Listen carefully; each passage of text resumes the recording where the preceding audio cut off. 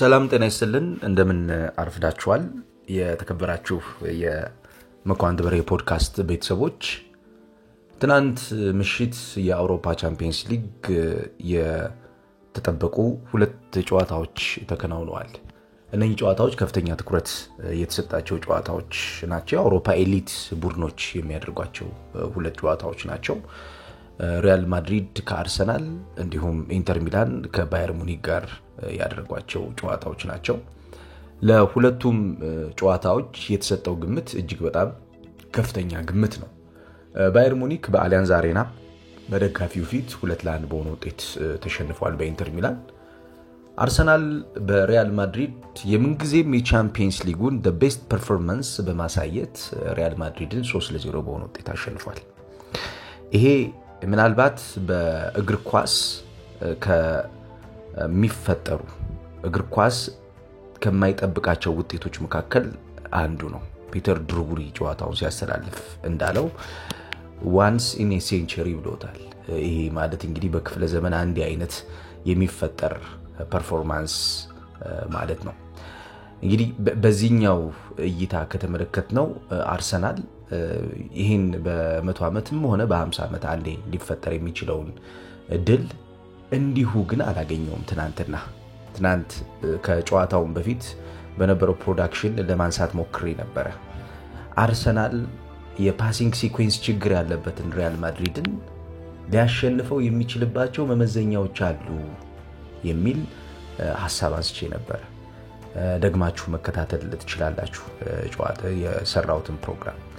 በዛ ላይ ያነሳዋቸው ፖይንቶች ውስጥ ለምሳሌ ሪያል ማድሪድ ከነሐሴ ወር እስከ ህዳር አካባቢ በነበረው የቡድኑ የታክቲካል ግምገማ አንዱ ትልቁ ፖይንት የነበረው የኳስ ቅብብል ቅደም ተከተል እድገት ነው።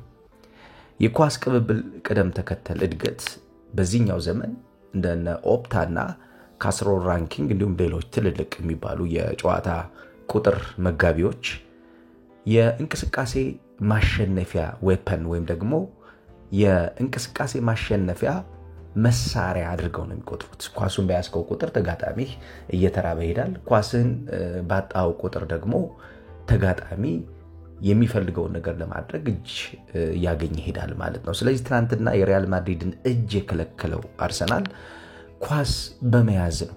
የትናንት የኳስ ቅብብላቸውን ከራሳቸው ሜዳ ለመውጣት በሚያደርጉት ሂደት ውስጥ የተፈጠሩትን ክፍተቶች፣ ጉድለቶችን እንዲሁም ወደ አማካኝ ክፍል በሚሄዱ እንቅስቃሴዎች ላይ አርሰናል የፈጠራቸው አጠቃላይ የጨዋታ ለውጦች፣ የጌም ሺፍቲንግ ታክቲኮቹን ብንመለከተው አርሰናል በጣም ልዩ ነበር።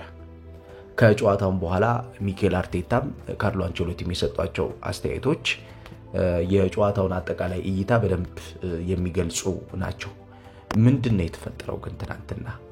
ምንድነው የተለየ ነገር የሆነው? እስኪ ስለዚህ ጨዋታ የምናነሳው ሐሳብ ይኖራል።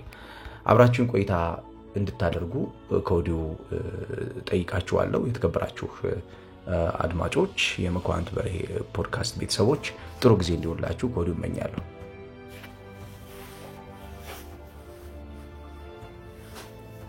አርሰናል ለመጨረሻ ጊዜ ዳይሬክት ፍሪ ኪክ ወይም ደግሞ ቀጥተኛ የቅጣት ምት ኳስ ያስቆጠረው 2021 ላይ ነበር።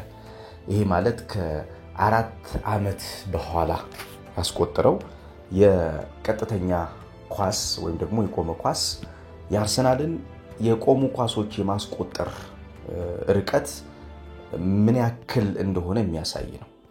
ሚኬል አርቴታም ትናንትና በነበረው መግለጫው ላይ ካነሳቸው ሐሳቦች መካከል it's been a while ብሏል። ረጅም ጊዜ ነው የቆየው ይሄን ጎል ለማግኘት፣ እንደዚህ አይነት ጎሎችን ለማስቆጠር። ከኦፕን ፕሌይ አርሰናል ከዛ በኋላ ከ120 በላይ ጎሎችን ማስቆጠር ችሏል በ4 ሲዝኖች ማለት ነው። ይሄ ማለት በጣም ብዙ ቁጥር ነው ያስቆጠረው። በአጠቃላይ በውድድር አመቱ የሚያስቆጥራቸው የጎል መጠኖች በተለይ ዛሬ 2 ዓመት ያስቆጠረው የጎል መጠን ከተመለከተው በሲዝን ከፍተኛ የሆነ ኦፕን ፕሌይ ላይ የሚቆጠሩ ኳሶችን ነው ምናየው፣ ከማዕዘን ምትና ሌሎች የቅጣት ምት ኳሶችን ሳንጨምር ማለት ነው። ነገር ግን የቀጥተኛ ኳስ የቆሙ ኳሶችን ከማስቆጠር ጋር በተያያዘ ግን ውስንነቶች እንደነበሩባቸውና በእነኚህ ውስንነቶች ላይ እየሰሩ መቅረፍ ዋነኛው ነገር እንደሆነ አንስቶ ነበር። በተለይ እንደዚህ አይነት የቅጣት ምት ኳሶችን ለማስቆጠር በቅጣት ምት መቺነቶቻቸው ከሚታወቁት ተጫዋቾች አንፃር የትኞቹ ተጫዋቾች የተሻለ ጎል ለማስቆጠርና የተሻለ ጨዋታውን ለመቆጣጠር ቅርብ ናቸው በሚል ብዙ ነገሮችን ስንሰራ ነበር ብሏል። እንግዲህ አርሰናል ከቅርብ ጊዜ ወዲህ ምንድነው ያየን ያለነው ነገሮችን በሙሉ በሚገባ አጀስት እያደረገ የሚሰራ ቡድን ነው። ነገሮችን ከሚታሰብ ወይም ደግሞ ከሚፈልገው አንፃር ሰርቶባቸው የሚያገኝባቸው ቡድን እየሆነ መጥቷል። ለምሳሌ የማዕዘን ምት ኳሶችን የሚያስቆጥሩበት ፓተርን በእንግሊዝ ፕሪሚየር ሊግ እንደመገለጫ ሁሉ እየተቆጠረ ሌሎች ቡድኖችም ያን አዳፕት እያደረጉት እያሳደጉት ተመልክተናል። አሁን ደግሞ እዚህኛው ላይ የቅጣት ምት ኳሱ ላይ በተለይ በጣም ወሳኝ በሚባሉና ፍርግርጎች በሚወዙበት ጨዋታ ማለትም አሸንፈ ሰብረ ለመሄድ የተጫዋቾች ኳሊቲ የተጫዋቾች የእርስ በርስ ግንኙነትና የተጫዋቾች ንክኪዎች አጥሮ በሚይዘው የሜዳ ክፍል ላይ ምን አይነት የጨዋታ ማሸነፊያ መንገድ መፍጠር አለብኝ ለሚለው እንደዚህ አይነት የቆሙ ኳሶች ምክንያቱም የፔኔትሬሽን ተጫዋቾች ስላሉት አርሰናል ካልተጎዱ እንደነ ቡካዮ ሳካ እንደነ ጋብሪኤል ማርቲኔሊ አይነት እንደነ ትሮሳርድ አይነት ተጫዋቾች የፔኔትሬሽን ተጫዋቾች ስለሆኑ በእነኚህ ተጫዋቾች ስንጠቃ ወይም ደግሞ ፔኔትሬሽን የሚገኙ የግብ ማግባት አጋጣሚዎችን to the maximum level of point ለማምጣት እነማን ቢጠቀሙት ይሻላል በሚል መርጠዋልና የዴክላን ራይስ ሁለቱ የቅጣት ምት ኳሶች እንዲሁ የተገኙ አይደለም። አዎ የመጀመሪያው ጎልና ሁለተኛው ጎል ዴክላን ራይስ ራሱ ገርሞታል። ነገር ግን ደጋግመ ስትሰራው አንዳንዴ የሚመጣው ነገር አትችለው አንተ ራሱ ከምታስበው በላይ ነው የሚሆነው ከአእምሮህ በላይ ነው የሚሆነውና ደጋግመው ሲሰሩት እንደነበረ ሚኬል አርቴታ ተናግሯል። እስኪ የተወሰነ እንስማው ስለዚህ ጉዳይ። So it's been a long time. So to score 2 goals in 12 minutes of that magnitude, of that quality from the same player, a player that has never scored a free kick before in his career.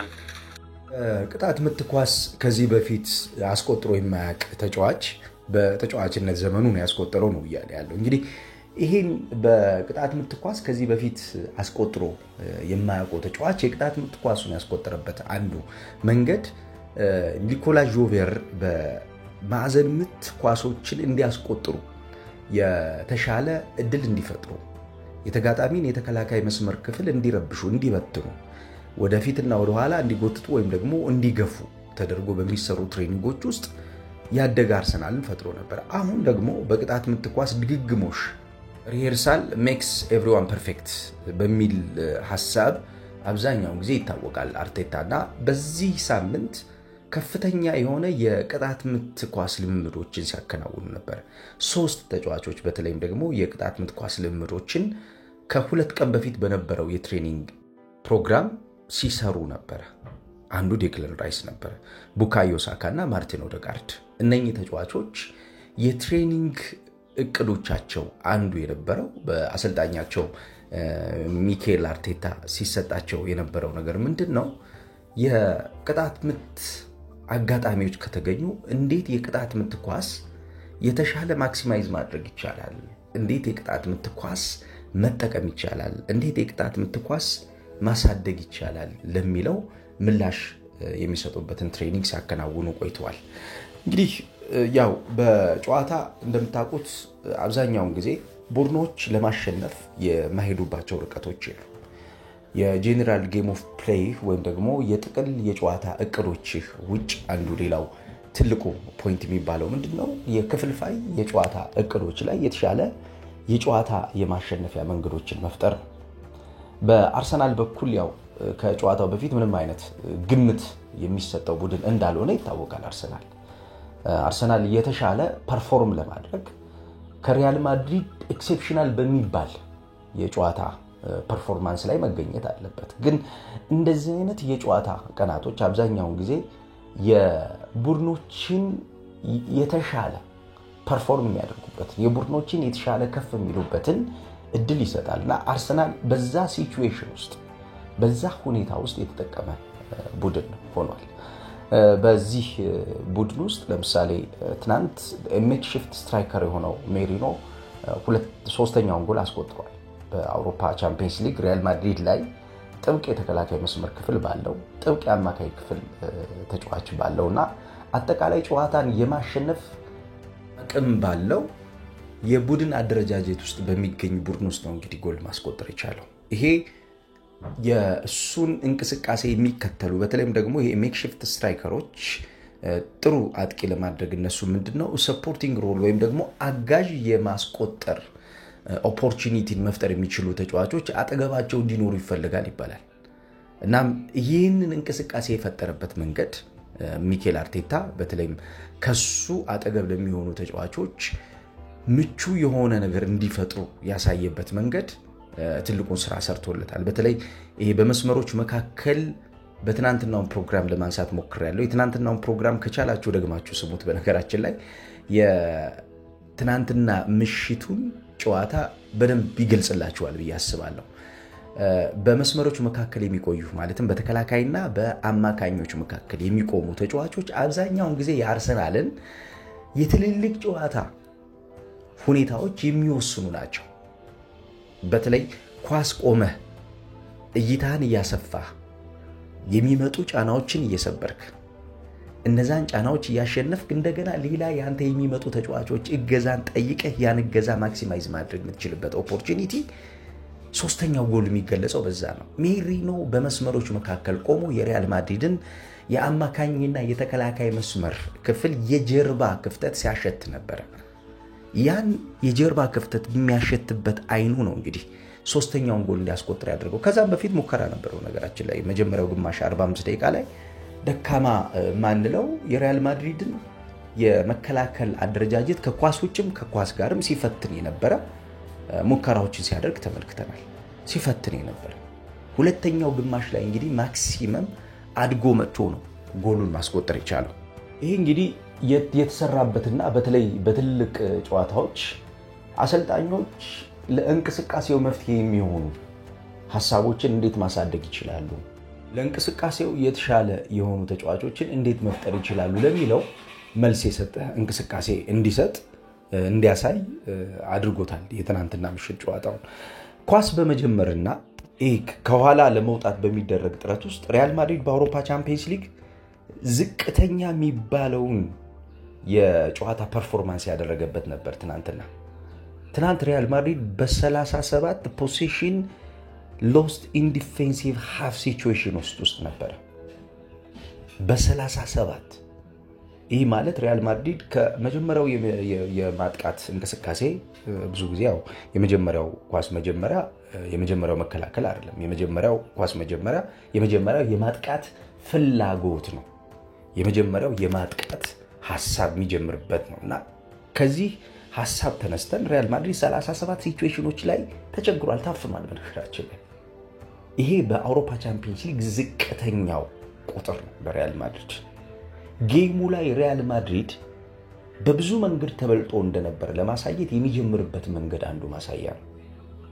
ጎሎቹ ብቻ አይደሉም። በነገራችን ላይ አርሰናል ያስቆጠራቸው ጎሎቹ መጠን የተቆጠሩበት መንገድ ሳይሆን ጨዋታውን የተቆጣጠረበት ወይም ደግሞ የጨዋታውን ሐሳብ ተግባራዊ ለማድረግ ለማሳደግ የሄደበት የቡድን ጥራት በደንብ የሚገለጥበት አንዱ ቁጥር ፖሴሽን ሎስት ኢን ዲፌንሲቭ ሃፍ ላይ 37 ሲቹዌሽኖች ላይ የታፈነ ቡድን ነበር ሪያል ማድሪድ። አርሰናል በአውሮፓ ቻምፒየንስ ሊግ ዝቅተኛውን የመታፈን ቁጥር ነው ትናንትና የሰራው። 10 ሲቹዌሽኖች ላይ ብቻ ነው የታፈነው። እሱም ከ10 ውስጥ 4ቱ ተመልሶ እንደገና ሪፕሮሰስ አድርጎ መፍትሄ ይፈልጉ የወጣባቸው ናቸው። በ6ቱ እንቅስቃሴ ነው ጫና ውስጥ ይበልጥ የገባ የነበረው ማለት ነው። ለምሳሌ በፖሴሽን ሎስት ኢን ሚድ ሰርድ ላይ የተጫዋች ኳሊቲ ስላለ እዚህ ላይ ተቀራራቢ ናቸው ሁለቱ ቡድኖች። ነገር ግን ሪያል ማድሪዶች ሞር የመጀመሪያው እንቅስቃሴ ላይ ራሳቸው ሜዳ የሚመጣውን እንቅስቃሴ ከመጣ በኋላ ለመከላከል ወይም ደግሞ ከመጣ በኋላ ጫናውን ለማብረድ ወይም ደግሞ ለማቅለል የመፈለግ እሳቤ ስለነበረ አርሰናሎችን እንዳይጀምሩ የማድረግ አርሰናሎችን እንዳይጫኑ የማድረግ ፍላጎት አልነበራቸውም። አርሰናሎች ደግሞ ሪያል ማድሪዶች እንዳይጀምሩ የማድረግ እንዳይወጡ የማድረግ ወደ ሁለተኛውና ሶስተኛው ፌዝ ኦፍ አታክ እንቅስቃሴ እንዳይሸጋገሩ የማድረግ ስራዎችን በሚገባ ሲሰሩ ተመልክተናል። አጠቃላይ በዲስትሪቢዩሽን ከተመለከትን በተለይ እዚህ ላይ ያሉ ወሳኙ የሚባለው ምንድነው የቶታል ኦፕን ፕሌይ ዲስትሪቢዩሽን ላይ ክሮሶች አርሰናል 13 ስኬታማ የሚባሉ ኳሶችን አድርጓል። ሪያል ማድሪድ 5 ኳሶችን ብቻ ነው የፈጸመው። ሌላው አርሰናል ሪያል ማድሪድን ትናንትና በደንብ የበለጠበት ንክኪ ምንድነው ፔናልቲ ኤሪያ ኢንትሪዎቹ በ10 ይበልጣሉ ከሪያል ማድሪድ 25 ፔናልቲ ኤሪያ ኢንትሪዎች አድርጓል። ለዚህ ነው የተከበራችሁ አድማጮች አርሰናል ትናንትና በብዙ መንገድ በብዙ መለኪያ ሪያል ማድሪድን በልጦታል። ብዙዎች ሰዎች የመልሱን ጨዋታ ሪያል ማድሪድ አሸንፎ 4 ጎል አስቆጥሮ ያሸንፈዋል ሲሉ ያየው ነው። የመልሱ ጨዋታ ይከብደዋል ሪያል ማድሪድ 100% ነው የምነግራችሁ። ይሄን ፕሮዳክሽን አስታውሱት። ይከብደዋል የመልሱ ጨዋታ ሪያል ማድሪድ ከመጀመሪያው ጨዋታ ይልቁን ሁለተኛው ጨዋታ ላይ ነው ጫናዎች የሚበዙት። አይ ዶንት ኖ እንዴት ትንታኔ ሰጥቻችሁ እንዴት እንደማስረዳችሁ አላውቅም። when you face the pressure you face the pressure ጫናውን ፌስ ያረከው እየተጋፈጥከው በመጣ ቁጥር ሌላ ጫና እየፈጠረብህ ነው የሚሄደው። የአርሰናል የጨዋታ እንቅስቃሴ በኳሊቲ ፕሌይ ከተመለከትነው ሌላ ጫና የሚያስተናግድ ነው። የሪያል ማድሪድን የጨዋታ መንገድ ከተመለከትነው ትናንትና ኳሱን በሚይዝ ሰዓትና ኳሱን በሚጀምር ሰዓት የነበረው የሪያል ማድሪድ የመጀመሪያና የፕሮግሬሽን ሐሳቡ ለአርሰናል ምቹ ነበር። ትናንት በነበረው ፕሮዳክሽን እንዳነሳሁት ካርሎ አንቸሎቲ I don't have a way ያሉት ወይ ያስፈልጋል በጨዋታ ትልቅ አሰልጣኝ ናቸው አንቸሎቲ። ነገር ግን ወይ ያስፈልጋል when we lose the ball we defend when we have the ball we attack ነው ያሉት። ኳሱን ስናጣ እንከላከላለን፣ ኳሱን ስናገኝ እናጠቃለን። ይሄንን ሲቹዌሽን በትናንትናው ጨዋታ ተመልከቱት። ሪያል ማድሪድ ኳሱን በሚያጣ ሰዓት የሚከላከለው ሁለት ነገር ነበር፣ ስፔሱንና ኳሱን ነበር የሚከላከለው። ስለዚህ ከእንቅስቃሴ ኳሱን ሰጥቶ ወይም ደግሞ ኳሱን አጥቶ ከመከላከል ይልቁን ኳሱን ይዞ ማጥቃቱ የተሻለ ነበር። ለዚህ ደግሞ አርሰናል ማሳያ ነው። ለምሳሌ አርሰናል በአንድ የሪያል ማድሪድ የኳስ የሽግግር ኳሱን ሪያል ማድሪድ እንዳይወስድ ወይም ደግሞ ከራሱ ሜዳ በሚያደርገው ሽግግር ከራሱ ሜዳ በሚሄድበት ሽግግር አርሰናል 28 ሲኩዌንሶች ሳይቋረጡ ኳሶችን እየነካካ ወደ ሪያል ማድሪድ ሜዳ ሄዶ እንደገና ደግሞ ተመልሶ ሌላ መፍትሄ ፍለጋ ደግሞ ሲመጣ ወደ ፊት ደግሞ እንደገና ፕሮግሬሲንግ የሆኑ ንክኪዎችን ሲያደርግ ተመልክቻለሁ። ይሄ ማለት በእያንዳንዱ ንክኪ በእያንዳንዱ ሂደታዊ በሆነ መንገድ ነገሮችን ለመቀየር ነገሮችን ለማስተካከል ይሞክሩ ነበር ማለት ነው አርሰናሎች። ምክንያቱም በሪያል ማድሪድ የተጫዋቾች ጥራት ደረጃ ከተመለከትነው ሪያል ማድሪድ ኳሱን ሲያገኘው ሪያል ማድሪድ ኳሱን የሚያገኘው ከሆነ ምን ሊያደርግ እንደሚችል የሚታወቅ ነው። ምክንያቱም ታብ ቶፕ ኳሊቲስ ሪያል ማድሪድ ውስጥ ያሉ ተጫዋቾች ኳሊቲያቸው በጣም ከፍተኛ ነው። እነ ቢሊንግሃም ምን ሊያደርጉ እንደሚችሉ ግልጽ ነው። ከኪሊያን ምባፔ ጋር የነበረው ኬሚስትሪ ትናንትና የተወሰነ ምልክቶች ያየንበት ነበር። የዳቪድ ራያ ኳሱን የመለሰበት መንገድ የሚከለክልበት ተከላካዮች የሚከለክሉበት መንገድ is the best defensive partnership ሆኖ አይደለም ሪያል ማድሪድ ነው የገጠመው ትናንት አርሰናል። ጃኪቭ ኪቪዮር ትናንት ስህተቶችን ይሰራ ነበር የተወሰኑ። ያ ክፍተት በሁለተኛው ጨዋታ በተለይም ደግሞ አርሰናል የተሻለውን ነገር መፍጠር የሚችልባቸውን እንቅስቃሴዎች አሳድጎ ካልመጣ በእንደኛ አይነት ኳሊቲ ተጫዋቾች ኢስሩ ፓሶችንና እንቅስቃሴዎችን የመፍጠር እድል ይኖረዋል።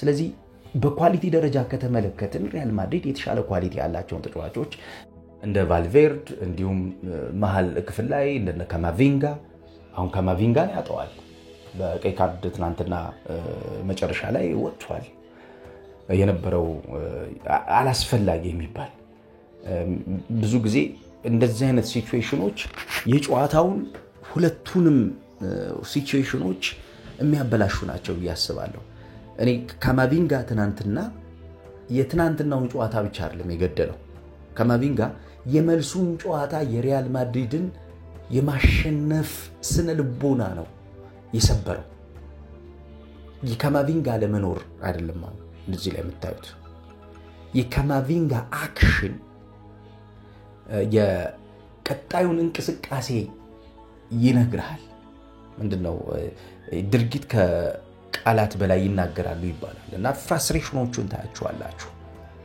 ፍራስትሬሽኖቹ መበለጣቸው ጫና መወሰዱ በየትኛው ሲቹዌሽን ውስጥ እንዴት አመልጠውና ወጥተው እንቅስቃሴዎችን መቆጣጠር እንደሚችሉ የሚያሳየው ነገር ብዙ የሚገልጸው ነገር አለ ይመስለኛልና ይሄ ብዙ የሚገልጸው ነገር አብዛኛውን ጊዜ በተሻለ ለሁለተኛው ጨዋታ የሚዘጋጁ ተጫዋቾች በተሻለ በአእምሮአቸው የሚዘጋጁ ተጫዋቾች እንደሚያስፈልጉ ይታወቃል ነገር ግን ካማቪንጋ ብዙ ነገሮች ትናንትና ይሄ በቡድኑ ለሁለተኛው ጨዋታ እንደገና ተመልሶ የማንሰራራት ተመልሶ እንደገና ወደ ጨዋታው የመግባት ሲቹዌሽኖች ላይ አብዛኛውን የማድሪድን ስነ ልቦና ይወስደዋል የሚል ስጋት አለኝ እኔ ምክንያቱም ካማቪንጋ ቀላል ሉስ አይደለም ካማቪንጋ ትልቅ ተጫዋች ነው ካማቪንጋ በየትኛውም ቦታ ላይ መጫወት የሚችል ተጫዋች ነው ጓንት ማድረግ ብቻ ነው በዋናው ጨዋታ ላይ ማይችለው እንጂ በማጥቃት እንቅስቃሴ አማካኝ ኳሱን በመቆጣጠር በመከላከል አደረጃጀት ውስጥ በየትኛው መንገድ ለካርሎ አንቸሎቲ ሁሉንም ነገር መስጠት የሚችል ተጫዋች ነው እንግዲህ ይህንን ተጫዋች ነው የሚያጡት ካርሎ አንቸሎቲ ከጨዋታው በኋላ የሰጡት ሐሳብ አለ በተለይ የጨዋታው እንቅስቃሴ እንዴት እንደነበረ ሚኬል አርቴታን አድንቀውታል a huge praise ነው በጣም ከፍተኛ የሆነ አድናቆት ሰጥቷል ለሱ የሚል አስተያየት ሰጥቷል He's doing a fantastic job, of course. He's at the top in the Premier League. He's in the quarter final of Champions League. From 2020 until now, he did really well. ከ2020 ጀምሮ ትልቅ ነገር እያደረገ ነው ትልቅ አሰልጣኝ ነው ሚኬል አርቴታና ይሄ ነገር ዝም ብሎ የመጣ አይደለም ነው ይሄ አሁን የምታዩት የዛሬው ድልና ከዚህ በፊት ያሉት ነገሮች ይሄ the best manager ሰብሚት ያደረገው ያለ ነገር አለ ያስገባው ያለ ነገር አለ ነው በርግጥም ስለ ሚኬል አርቴታ ብዙ ነገር ተብሏል ያው አርቴታ ከነጉድለቶቹ ዘንድሮ ያው ብዙ ጉድለቶች ነበሩበት ግን ከነዚህ ጉድለቶቹ ግን ታክቲካሊ is genius ሚኬል አርቴታ እኔ እውነቴ ነው ብዙ ነገሮችን ሳነብ ስለሱ በጣም የሚገባኝ ነገር ምንድነው ስልጣናን ከራሱ ህይወት በላይ የሚወዳ አሰልጣኝ ባንድ ወቅት እንደውም ባለቤቱ ምንድነው ያለችው ከመኝታችን አጠገብ አንድ የማንበቢያ ሩም አለው የሲዝን ከኤፕሪል እና ይሄ መጋቢትና ሚያዝያ ጀምሮ እማላያቸው ጊዜያቶች አሉ የሚኬል አርቴታን አይኖች እማላይበት ጊዜ አለ ብላለች ምሽት ላይ ይሄ ማለት እዛው ሩም ውስጥ ነው እዛ መጽሐፍ ማንበቢያው ክፍል ውስጥ ነው የሚቀመጠው እና አንዳንዴ እንደውም ጠረጴዛ ላይ ሁሉ ተኝቶ አገኘዋለሁ ብላለች ይሄን ያክል ነው የሚራብ ይሄን ያክል ነው ለጌም የሚዘጋጀው ይሰውዬ እንግዲህ በጌም ውስጥ ትልቁ ነገር ምንድነው የጌሙን ሁኔታ የሚቀይሩና የጌሙን አጠቃላይ ሂደቶች የሚያስተካክሉ የሚያሳድጉ ኮቾች ይፈልጋሉ ጌሙን እንዲሁ አትለውጡ ጌሙን አንብበህ ነው የምትቀይረው ጌሙን ተረድተህ ነው የምታሳድገው ጌሙን አንብቦና ተረድቶ የሚቀይር አሰልጣኝ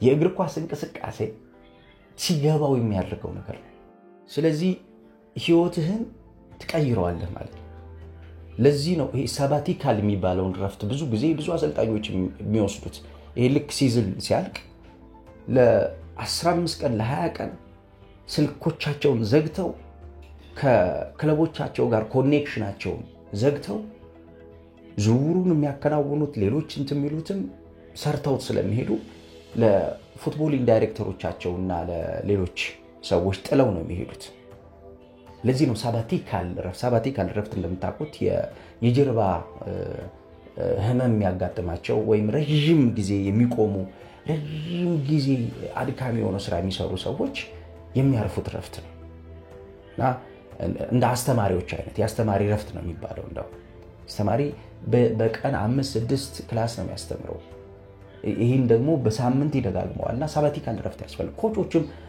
ብዙ መንገድ ተዳክመው ነው ሲዝን የሚጨርሱት ስለዚህ ይሄን ረፍት ይፈልጉታል ማለት ነው ሚኬል አርቴታ በብዙ መንገድ ተሰርቶ በብዙ መንገድ የተሻለ ሆኖ ትናንትና ሪያል ማድሪድን አሸንፏል የመልሱ ጨዋታ ይጠበቃል እኔ በመልሱ ጨዋታ የተለየ ነገር ይኖራል የሚል ግምት የለኝም ሪያል ማድሪድ በእንቅስቃሴ ግን የሚያድግ ሪያል ማድሪድ ሊመጣ ይችላል ክፍተቶችን የሚሸፍን ግን በዚህኛው ፐርፎርማንስ የአንድ ምሽት ፐርፎርማንስ ይሆናል የሚል እምነት ስለሌለኝ ነው አርሰናል በቻምፒየንስ ሊግ አርሰናል ቻምፒየንስ ሊጉን ይሄ ዴስቲኒ የሆነበት ይመስለኛል ዘንድሮ የሄደበት ያለው መንገድ የመጣበት መንገድ ተመልከቱ ፒኤስቪን ሲያሸንፍ ከዛም በፊት ከኢንተር ሚላን ጋር በነበረው ችግር ውስጥ የነበረው ጨዋታ እስኪ ጨዋታዎቹን ወደ ኋላ ቀስ ያላችሁ ተመልከቷቸውና ጥሩ ተፎካካሪ ሆኖ ብዙ የሚጓዝ አይነት ቡድን ይመስል ነበርና ትናንትና ይሄን ነገር ማድረግ ይችላል እንዴት አያችሁ ጨዋታው እናንተ እስኪ ኮሜንት ሴክሽን ላይ ሐሳብ ስጡኝ የመኳንንት በሬ ፖድካስት ከተመቻችሁ ላይክ ሰብስክራይብ እና ሼር አድርጉ ጥሩ ቀን ይሁንላችሁ